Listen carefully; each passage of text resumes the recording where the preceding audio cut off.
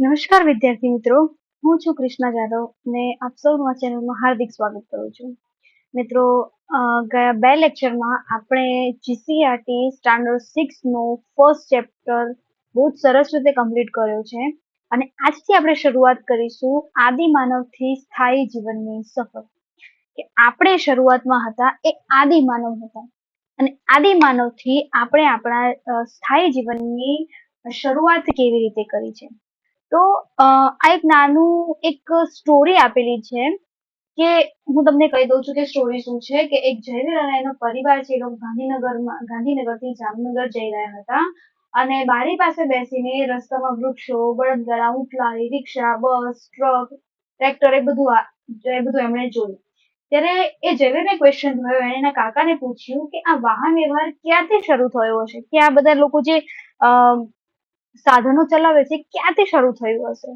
તેના કાકાએ તેની પીઠ પર હાથ મૂકીને કહ્યું કે આપણે જે રેલવેમાં મુસાફરી કરીએ છીએ તે ભારતમાં આશરે 150 વર્ષથી જ ચાલે છે અને તું જે વાહનો રસ્તા પર જુએ છે તેમાં બળદગાડા એ સૌથી જૂના છે. તે પહેલા હજારો વર્ષો પહેલાના માનવી પાસે આવા જવા માટે કોઈ જ સાધનો ન હતા અને તેઓ એક સ્થળેથી બીજા સ્થળે પગપાળા જતા હતા. એક નાની સ્ટોરી છે કે જે આપણને એમ કહેવા માંગે છે કે આપણે શરૂઆત શૂન્યથી કરી હતી અને આજે આપણે દરેક ક્ષેત્રમાં કેટલા આગળ વધી ચૂક્યા છીએ. આદિમાનવ, ભટકતું જીવન. તો આદિમાનવો એટલે ખૂબ જ જૂના સમયના માનવો. આશરે 20 લાખ વર્ષ પહેલાના આદિમાનવો ભટકતું જીવન જીવતા અને શિકાર કરીને પોતાનો સમય વ્યતીત કરતા હતા.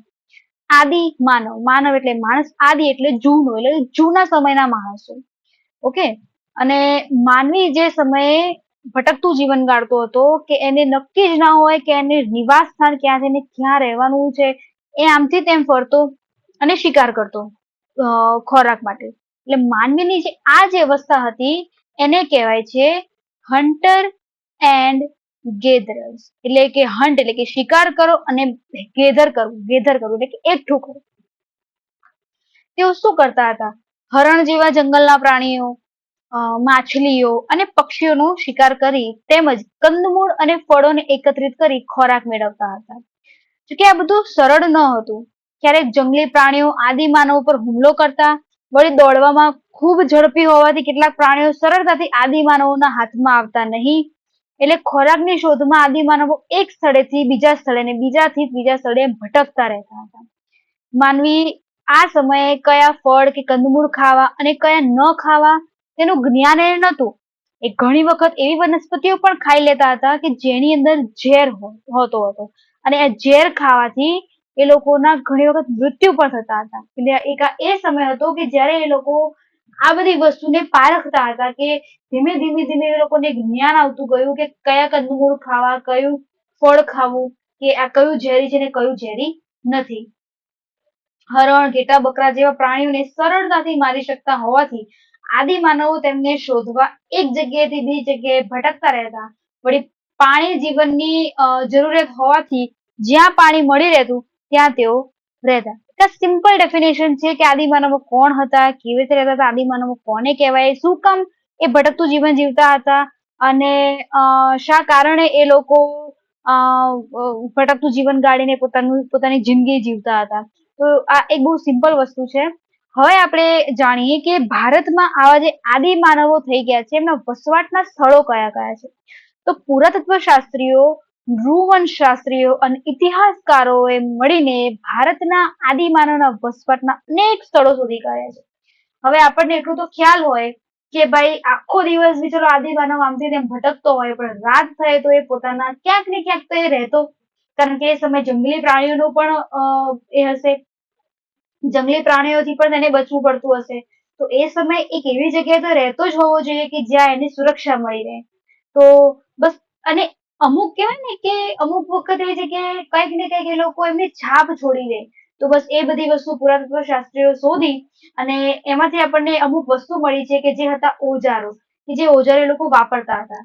એ ઓજારો એટલે કે એવું નહીં કે આપણા અત્યારે જેવા શસ્ત્રો છે એવા. એ સમયે પથ્થરોના અને લાકડાના હથિયારો બનતા હતા અને ઘણી વખત હાડકાના પણ ઓજારો બનાવતા હતા. શિકારીઓ ભટકતું જીવન જીવતા માનવો એ પથ્થરની ટેકનોલોજી સાથે સંકળાયેલા હોવાથી પથ્થરની ટેકનોલોજી હતી.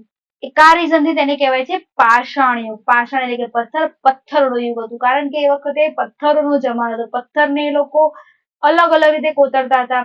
અમુક આવા જે ધારો કે અણીવાળા હોય એને એ લોકો પ્રાણીઓ કે પ્રાણીઓના ચામડા કે એવું કોઈ ચીરવા માટે યુઝ કરતા હતા.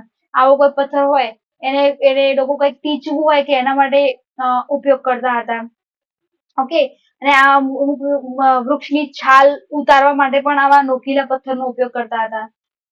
તો આ જે પથ્થરો છે એનો ઉપયોગ શું કામ કરતા હતા કે વનસ્પતિ કાપવા અને પ્રાણીઓને ચીરીને તેમની ચામડી કાઢવા થતો હતો. આ ઉપરાંત આદિમાનવો એ વૃક્ષની છાલ એ ચીરીને જે વૃક્ષની છાલ જે રહેતી હતી અને પ્રાણીઓના ચામડા એનો ઉપયોગ કરતો હતો શરીરને ઢાંકવા માટે. ઓકે, હવે ભારતમાં પાષાણકાલીન માનવ વસાહતો. આ ચેપ્ટરમાં આપણને શું જાણવા મળ્યું હું ઇન શોર્ટ સમજાવું છું કે આદિમાનવ હતા તો આદિમાનવથી આપણે સ્થાયી જીવનની સફર કેવી રીતે ખબર પડી કે સ્થાયી જીવન પણ જીવવું જોઈએ. તો આદિમાનવો પહેલા હન્ટર એન્ડ ગેધર્સનું જીવન જીવતા હતા. એટલે કે એ લોકો શિકાર કરો ને જમવાનું એકઠું કરો એવું જીવન જીવતા હતા. એ સમયે એ શું કરતા હતા તો કે પ્રાણીઓ, માછલીઓ, પક્ષીનો શિકાર કરતા હતા. કંદમૂળ અને ફળોને ભેગા કરીને એ વસ્તુ ખાતા હતા.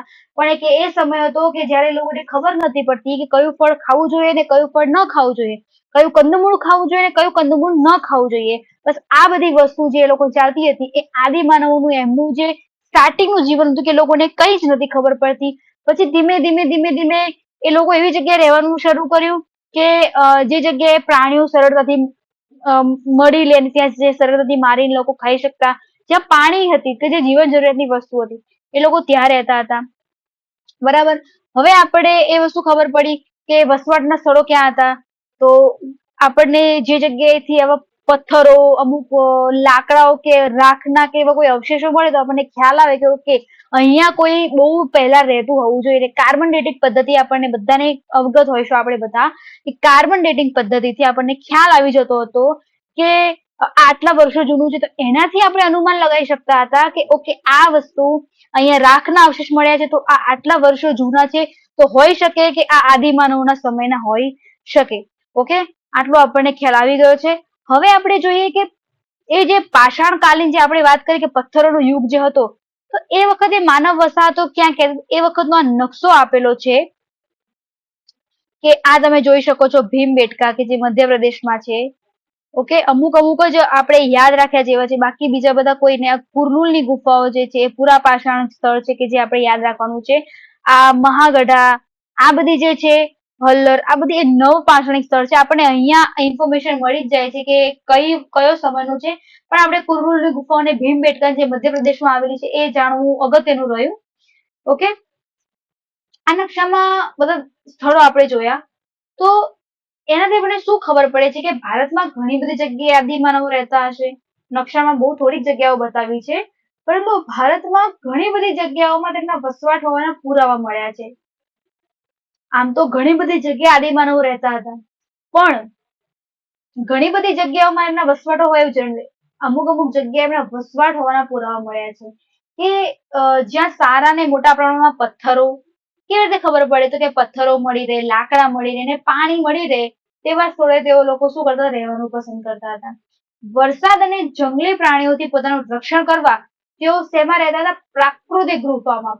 પ્રાકૃતિક ગુફા એટલે શું છે કે જે ઓલરેડી નિર્માણ પામેલી હોય એને કોઈ એને ખોદી ના કહી શકાય પણ એને બનાવવામાં નથી આવેલી, એ પ્રાકૃતિક ગુફા હતી.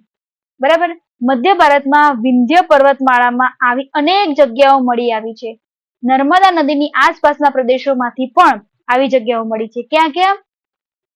મધ્ય ભારતમાં વિંધ્ય પર્વતમાળામાં, બરાબર, નર્મદા નદીની આસપાસના પ્રદેશોમાંથી પણ, કારણ કે નદી હતી, બરાબર, એટલે આપણને એ જગ્યાથી મળી જવાનું છે. આપણે જોઈ લઈએ નર્મદા નદી ક્યાં છે. આ નર્મદા નદીના આસપાસના ક્ષેત્રોમાં, બરાબર. અને બીજું ક્યાં હતું કે મધ્ય ભારતમાં વિંધ્ય પર્વતમાળામાં આ અનેક જગ્યાઓ મળી આવી છે. ભીમબેટકા એટલે કે મધ્યપ્રદેશ, ત્યાં આદિમાનવોના વસવાટ માટેનું ઉત્તમ સ્થળ મળી આવ્યું છે અને તેની ગુફાઓમાં આદિમાનવે શું દોર્યું છે તો કે પક્ષીઓ, હરણ, લાકડાના ભાલા, વૃક્ષો અને માનવો એ લોકો એ વસ્તુ ડ્રો કરી છે. અને લગભગ 500 જેટલા ચિત્રો મળી આવ્યા છે. અને એના એ પાછું રંગો વાળું હતું કે જેને પ્રાકૃતિક રંગોથી એ લોકોએ રંગ કરેલો હતો. કે કોઈ ફૂલ કે એનાથી રંગ મળે એનાથી રંગ કરેલો હતો. અને આ રહી ભીમબેટકાની ગુફા. તો આજના લેક્ચરમાં આપણે અહીંયા સુધી રાખીશું. અને હું આશા રાખું છું કે આપ સૌ આટલી વસ્તુ એકવાર રિવાઇઝ કરશો તો ઘણો ફાયદો થશે. અને નેક્સ્ટ લેક્ચરમાં આપણે અગ્નિ અને ચક્રના ઉપયોગથી શરૂઆત કરીશું. તો આજના લેક્ચરમાં આટલે સુધી. Thank you.